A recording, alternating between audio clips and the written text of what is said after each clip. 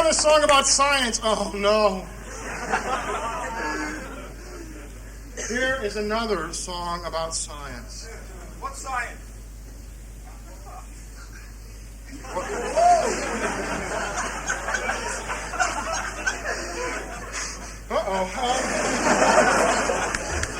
Any old science, I don't know. Why are you asking these hard questions?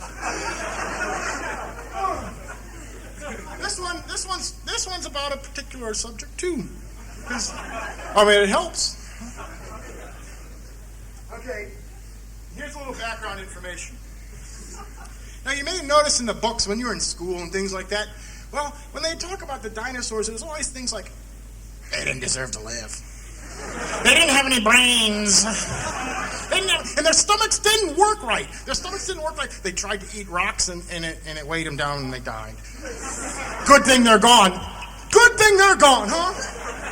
Well, it's a problem. They got a PR problem, a public relations problem, basically. Because they're not around anymore. And they're big. They were big. They were big. And all you got is the bones left. If you saw a bone of a pig or you saw the bones of me, you wouldn't think much. You wouldn't know what a charming a fellow the pig is and what a charming fellow I am. And the thing is, because it's only bones, and the bones can only indicate what imagination must animate. And maybe they were graceful. Because big things can be graceful. Yes, maybe they were graceful. And the thing is, you got to use your mind's eye. So I thought, well, why not write a song about this? Hey. Jonathan Richman wrote a cute song about dinosaurs. I'll write a serious song about dinosaurs, and we'll get together sometime and have a concert. Not so many thousand years before, these old bones were the bones of the haplocanthosaur. And the voice of time says, old rocks, old rocks, tall as a house, tall as a house, tall as a house, it was tall as a house. Gentle as a mouse, gentle as a mouse. It might have been gentle as a mouse, as big as a house, but gentle as a mouse. We don't know.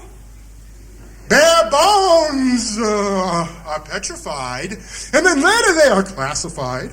A skeleton may indicate, but imagination animates. The mind's eye does need to see the fluid grace and subtlety of animals fitted perfectly to a world not like the one we see. The bones of a flying animal now called the pterosaur. The bones of a flying animal now called the pterosaur have been found 100 miles from the presumed seashore. And once again, the voice of time says, old rocks, old rocks. You need an aid to your imagination. I know. Lindsay, show him that pterosaur. Show him that pterosaur as it flew across the ancient seas.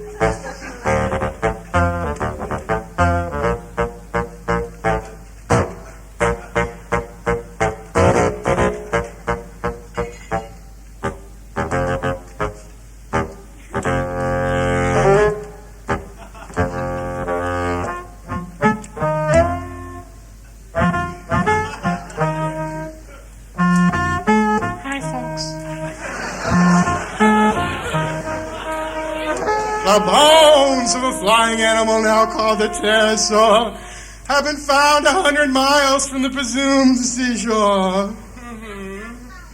One kind had teeth like a whale. Teeth like a whale. One kind had a hair covering. A hair covering. One kind would have been 37 feet. 37 feet. 37 feet. Wrong country, I know, I'm sorry. Feet from wing to scale model. See? No, look at this!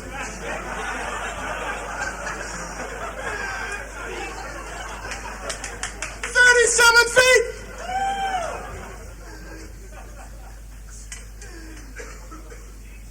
Well, you're taking it easy here. Bare bones are petrified, and later they are classified. A skeleton may indicate, but imagination must animate. The mind's eye does need to see the fluid grace and subtlety of animals fitted perfectly to a world we do not see. Sorry, I'm spitting on everybody in front of me. Here is a sort of bird that we don't see. In some of the books, it's not treated quite to respect of only. Old rocks, old rocks. As the short end of the stick been given Archaeopteryx. As the short end of the stick been given Archaeopteryx. A voice from the audience. Professor Thomas? Yes? What's the meaning of this? Is this more art? What's the meaning of the symbolism? Is this something obscure and strange? Why, no. The Archaeopteryx, the first fossil bird found. It looks like this crow. It looks kind of like the crow. And in some of the books you'll read, it had to crawl on its belly and eat worms. It had to crawl on its belly and eat worms. It didn't really want to fly. You had to push it off the branch to make it fly. You had to hurl it like a dart, like a football to make it fly. So you can see what I say about it, them saying that. As a short end of the stick, been given Archaeopteryx. Bare bones are petrified, and then later they are classified. A skeleton may indicate, but imagination animates. A mind's eye does need to see the fluid, a grace, and subtlety of animals fitted perfectly to a world not like the one we see. Bare bones are, and then later they are. A skeleton may indicate, but imagination, a mind's eye does need to see the fluid grace and, come on, subtlety of animals fitted perfectly to a world not like the one we see.